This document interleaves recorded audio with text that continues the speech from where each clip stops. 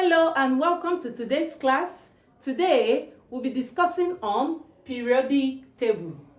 Basically, periodic table was discovered by a Russian scientist in 1869 whose name was Mendeleev. He was a Russian scientist. He discovered this periodic table. He arranged the periodic table according to their atomic masses or mass number. However, he also predicted that there were some elements that were yet to be discovered as at that time, and he also predicted their properties of those elements. Nevertheless, the modern periodic table which we use today is arranged according to their atomic number. The modern periodic table is according to atomic number. So the ones we are using today is arranged according to their atomic number.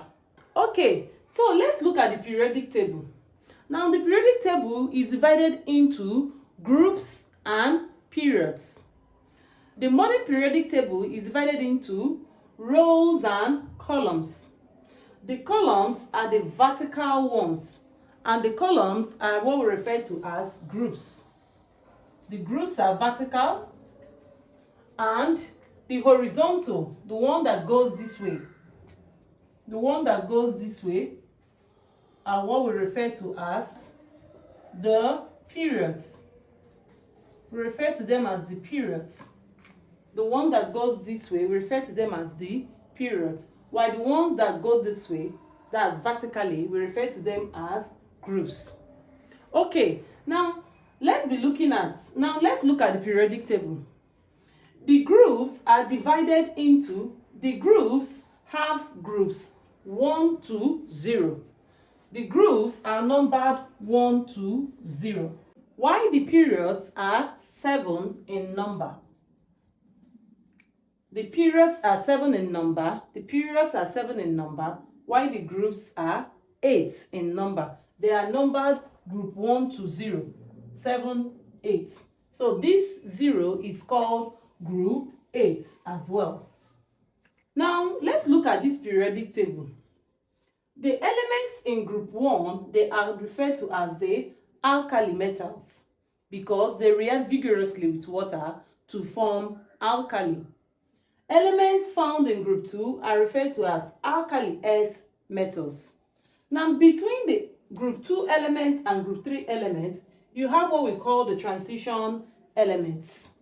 Now these transition elements include manganese, copper. These are some of them, not all. These are some of the elements found in the transition elements. Then we move over to group 3. We have boron, aluminium in group 3. Group 4, we have carbon, silicon. Group 5, we have nitrogen, phosphorus. Group 6, we have oxygen, sulfur. Group 7, we have fluorine, chlorine. And group 0 or group 8, we have helium and neon. Now, this is according to your syllabus because you're expected to master the first 20 elements. Okay, then we also have the lanthanides and rare earth metals. Either you call them the lanthanides or the rare earth metals. Then we also have the actinides or the artificial elements. So these are what you find in a periodic table. Now I want us to note that elements found in group 1 and 2 are referred to as S block.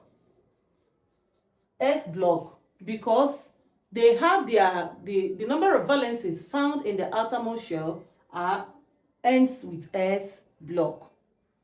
Then elements found between 3 to 8 are P block. So elements that have their electronic configuration usually ends in P. Please take note of this. Now elements arranged according to the group, the same group. Elements found in the same group, they have the same valency electrons.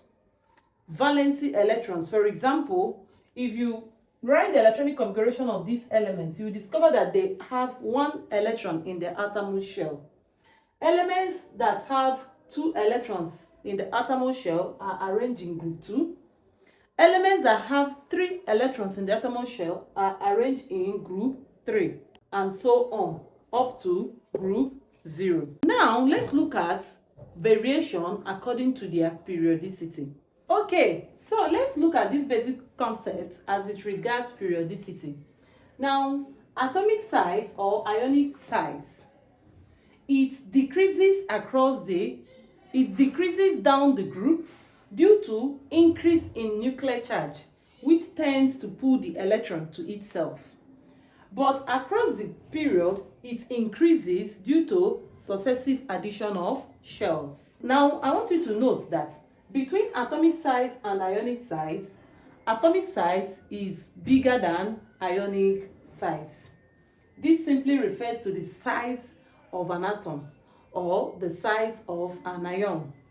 Now, ionization energy. What is ionization energy? It is the energy required to remove an electron from a shell. Okay, so let's look at the groups and their properties. Now, let's look at group 1. Group 1, like I told us earlier, is known as what? Alkali metals. Why? Because they react vigorously with water to form alkali. For example, you have sodium plus water. This is cold water. It will give you an alkali, sodium hydroxide, with an evolution of hydrogen. So this is what we refer to as an alkali. We refer to this as an alkali. We have treated alkali when we treated base. If you have not watched my video on base, please go and watch it so that you will remember what we talked about an alkali is. All right, so that's why we call them alkali metals. They react with cold water vigorously. Now, elements in this group 1, they have 1 valency electrons in the outermost shell. When we talk about valency electrons, we are looking at electrons in the outermost shell. For example, let's look at sodium. Sodium is 11. 1, 2, 3, 4, 5, 6, 7, 8, 9, 10. If you have not watched my video on electronic configuration, please do so that you understand what I meant by this. I think that's on atomic structure. Then 11. So this electron here at the outermost shell is what we refer to as valency electron.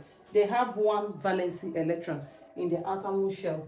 Now they also form positive univalent ion. Because they have 1 electron, they form positive univalent ion. They form ionic or electrovalent compounds. Please watch my video on bonding so you understand more on this, on electrovalence. They are good reducing agents and they are good conductors of electricity. They conduct electricity. Then, what are the elements in this group 1? Elements in this group 1 include lithium, sodium, and potassium. Remember, you're expected to master the first 20 elements. So these are the elements in group 1 according to your syllabus. There are more, but they're outside of your syllabus. Okay, now we look at group 2 elements. Group 2 elements are known as alkali earth metals. Alkali earth metals. They are known as alkali earth metals. Now, they form divalent ions. Divalent ions means that they have 2 valency electrons in the outermost shell. They react slowly with cold water. In fact, the only element in this group that reacts with cold water, that agreed to react with cold water, is calcium. But it takes a lot of time. It reacts slowly with cold water to form an alkali. But when you bring it with steam, that's hot water, they react vigorously with hot water. So they also form ionic compounds like the group 1 elements, and they are good reducing agents. Now, elements in this group include beryllium, magnesium, and calcium. Beryllium, magnesium, and calcium. Okay, if you are not conversant with these symbols, please watch my video on atomic structure. Yes, watch my video on atomic structure. Okay, then elements in group 3. These elements, they form trivalent ions. That is, they have 3 electrons in their what? Valency shell, and they are good reducing agents. They also form electrovalent compounds. Now, the elements in group 1, group 2, and group 3 are all metals. Now, what are the elements found in group 3? Elements found in group 3 includes boron, aluminium. These are the elements found in group 3.